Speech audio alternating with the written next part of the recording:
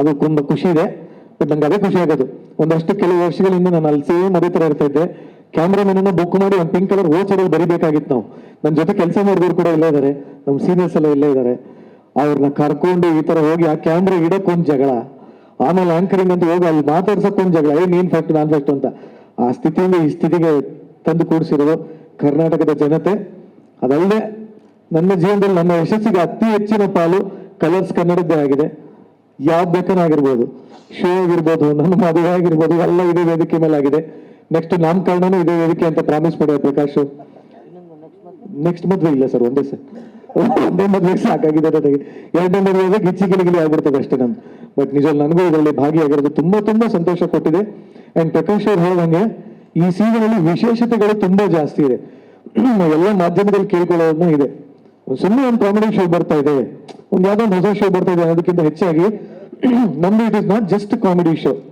ತುಂಬಾ ಜನ ಕೇಳ್ತಾರೆ, ನಿಮ್ದು ಡಬಲ್ ಮೀನಿಂಗ್ ಇರುತ್ತೆ, ಇನ್ನೊಂದಿರುತ್ತೆ, ಅದಿರುತ್ತೆ, ಹಂಗಿರುತ್ತೆ, ಫ್ಯಾಮಿಲಿ ಕೂತ್ಕೊಂಡು ನೋಡೋಕ್ಕಾಗತ್ತಾ? ಈ ಎಲ್ಲ ಪ್ರಶ್ನೆಗಳಿಗೆ ಉತ್ತರ ಅಂದ್ರೆ ಖಂಡಿತವಾಗ್ಲೂ ಅವರು ರಾತ್ರಿ 9 ಗಂಟೆಗೆ ಫೆಬ್ರವರಿ 3ನೇ ತಾರೀಕಿಂದ ಪ್ರತಿ ಶನಿವಾರ ಭಾನುವಾರ ನೋಡಿದ್ರೆ ಗೊತ್ತಾಗುತ್ತೆ. ಯಾಕೆ ನಮ್ಮಲ್ಲಿ ಒಂದಷ್ಟು ಸ್ಕಿಟ್ಗಳು ಕಣ್ಣಲ್ಲಿ ನೀರು ಬರೋ ಹಾಗಿರುತ್ತೆ, ಮೌಲ್ಯಾಧಾರಿತವಾಗಿರುತ್ತೆ. ಇದನ್ನ ನೋಡಿ ಒಂದಷ್ಟು ಎಕ್ಸಾಂಪಲ್ ನ ಸೆಟ್ ಮಾಡೋ ತರ ಇರುತ್ತೆ.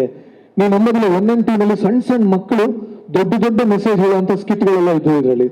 ಸಾಧು ಸರ್ ಅವೆಲ್ಲ ಹೇಳ್ತಾ ಇರ್ತಾರೆ, ಈ ಯಾರೋ ನೀನು ಪುರುಷ ನೋಡಲ್ಲ ಅಂತ ಇರ್ತಾರೆ ಅವರು. ಬರೀ ನಗೋದು ಅಷ್ಟೇ ಅಲ್ಲ, ಸಾಧು ಸರ್ ಕಣ್ಣಲ್ಲಿ ನೀರು ಹಾಕೊಂಡಿದ್ದಾರೆ. ಶ್ರುತಿ ಮೇಡಮ್ ಇಡೀ ದೇಶ ನಡೆಸಿದ್ದಾರೆ, ರಾಜ್ಯ ನಡೆಸಿದ್ದಾರೆ, ಕನ್ನಡಿಗರು ಎಲ್ಲರೂ ಕಣ್ಣಲ್ಲಿ ನೀರು ಹಾಕೊಂಡಂಗೆ ಮಾಡ್ಯಾರ ಪಾತ್ರದ ಮುಖಾಂತರ. ಅವರು ಅರ್ಧ ಗಂಟೆ ಅತ್ಯಂತ ಒಂದು ಸನ್ನಿವೇಶಗಳಿದೆ ಇಲ್ಲಿ ಬರುವಂತ ಸ್ಕಿಟ್ಗಳು. ಹಾಗಾಗಿ it is not just a comedy show, just other show, it's A very very special show. And ಈ ಒಂದು ಶೋನಲ್ಲಿ ನಾನು ಭಾಗಿಯಾಗಿರೋದು ನಂಗೆ ಎಲ್ಲದಕ್ಕಿಂತ ಖುಷಿ ಇದೆ. ಅಂಡ್ ಇನ್ನೊಂದು ಮಾಧ್ಯಮದ ಮುಂದೆ ಇನ್ನೊಂದು ಸಿಹಿ ಸುದ್ದಿ ಹಂಚ್ಕೊಳಕ್ ಇಷ್ಟಪಡ್ತೀನಿ. ನನಗೊಂದು ಹೊಸ ಬಿರುದು ಸಿಕ್ಕಿದೆ, ಸ್ಮೈಲಿಂಗ್ ಸ್ಟಾರ್ ಅಂತ ಕೊಟ್ಟಿದ್ದಾರೆ ಜನ. ಸೊ ಅದನ್ನ ದಯವಿಟ್ಟು ಎಲ್ಲ ಚೆನ್ನಾಗಿ ಪ್ರಮೋಟ್ ಮಾಡಿ please. Thank you very much. ಇಲ್ಲಿ ನನ್ನ ಕೆಲಸ ಆಯ್ತು, ಮುಗೀತು. ಇನ್ ಬಿಟ್ಟರೆ ನಾನು ರೆಸಾರ್ಟ್ ಎಲ್ಲ ಪ್ರಮೋಟ್ ಮಾಡ್ಬಿಡ್ತೀನಿ, ಆಮೇಲೆ ಬೇಡ. ನಿಮ್ಮ ಪ್ರಶ್ನೆಗಳು ಏನಾದ್ರು ಇದ್ರೆ ಹೇಳಿ, ನಿರ್ದೇಶಕರು ಆನ್ಸರ್ ಮಾಡ್ತಾರೆ.